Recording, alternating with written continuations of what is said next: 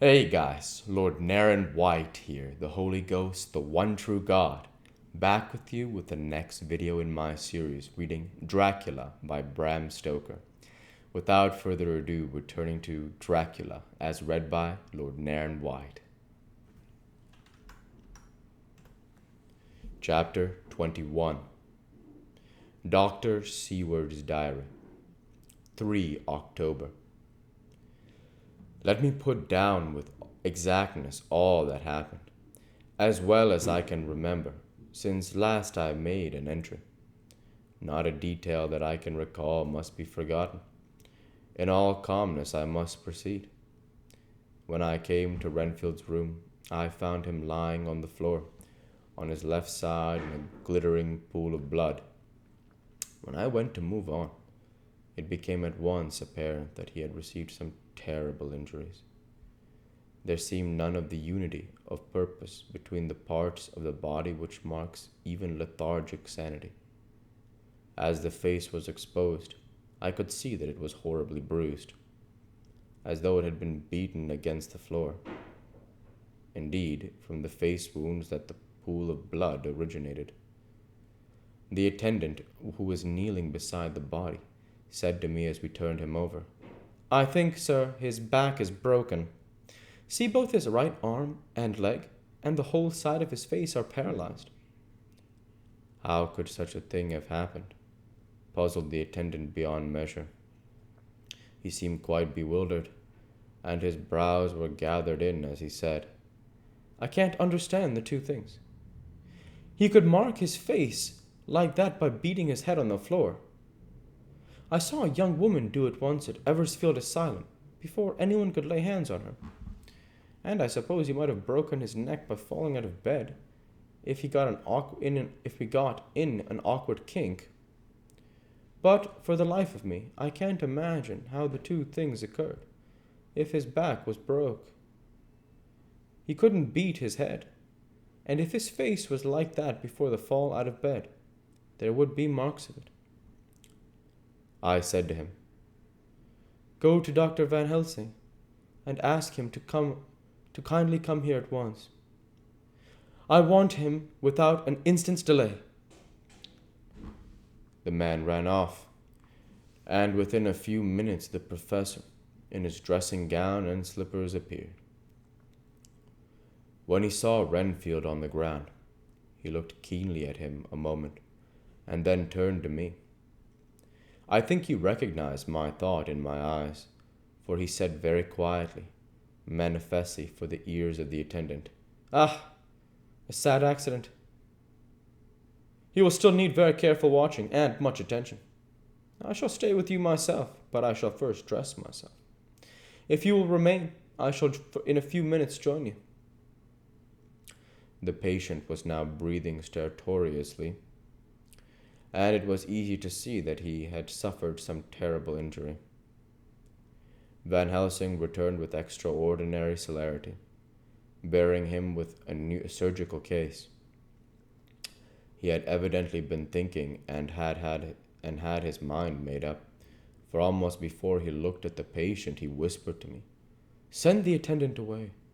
We must be alone with him when he becomes conscious after the operation." I said, "I think I will do that now, Simmons. We have done all that we can at present. You had better go your round, and Dr. Van Helsing will operate. Let me know instantly if there be anything unusual anywhere." The man withdrew, and we went into a strict examination of the patient. The wounds of the face were superficial.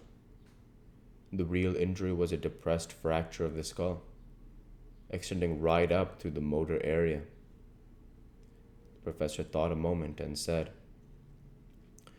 "We must reduce the pressure and get back to normal conditions, as far as can be. The rapidity of the suffusion shows the terrible nature of his injury. The whole motor area seems affected. The suffusion of the brain will increase quickly. So we must trephine at once, or it may be too late." As he was speaking, there was a soft tapping at the door.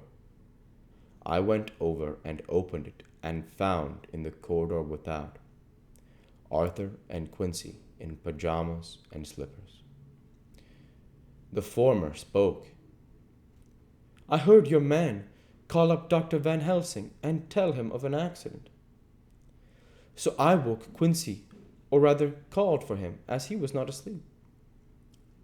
Things are moving too quickly and too strangely for sound sleep for any of us these times.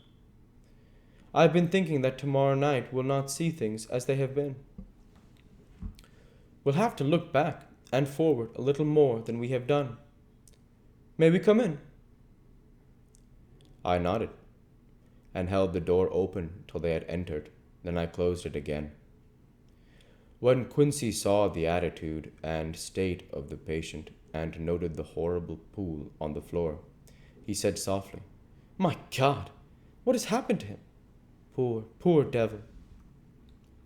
I told him briefly, and added that we expected he would recover consciousness after the operation.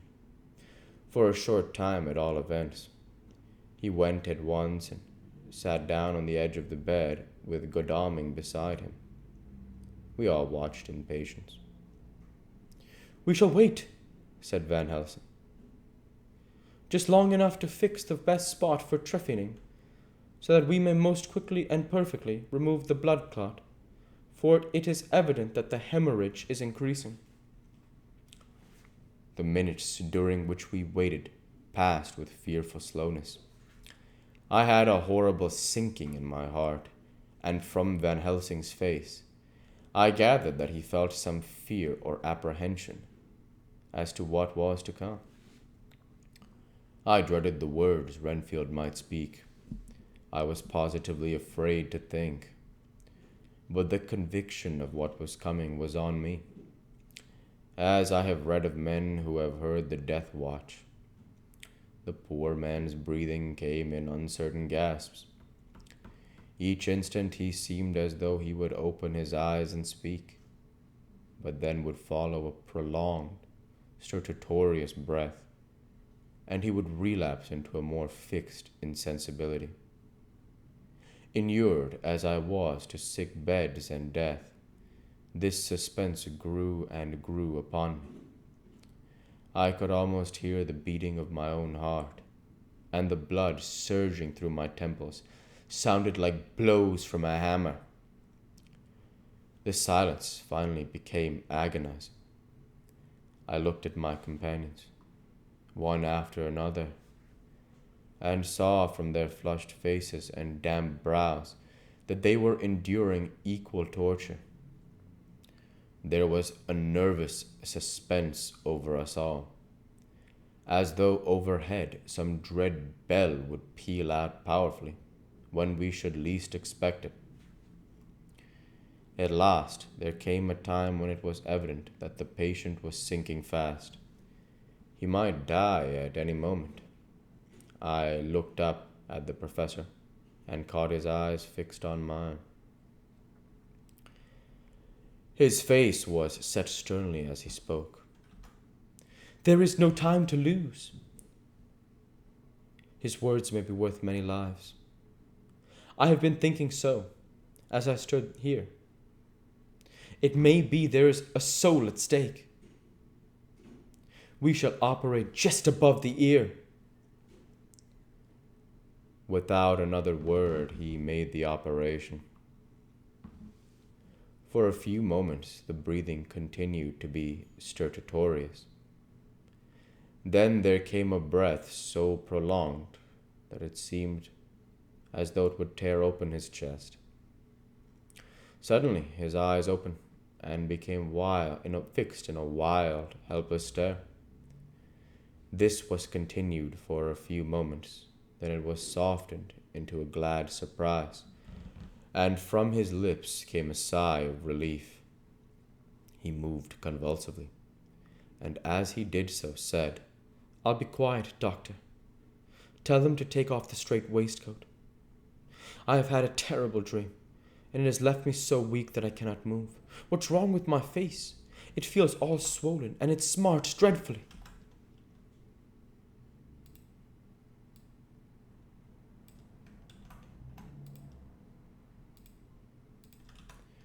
we'll go ahead and stop there for this week. As usual, I want to say thank you for watching, and I hope you enjoyed. Please like, comment, and subscribe as it greatly helps the channel. Light be with you all. Take care. And thanks again.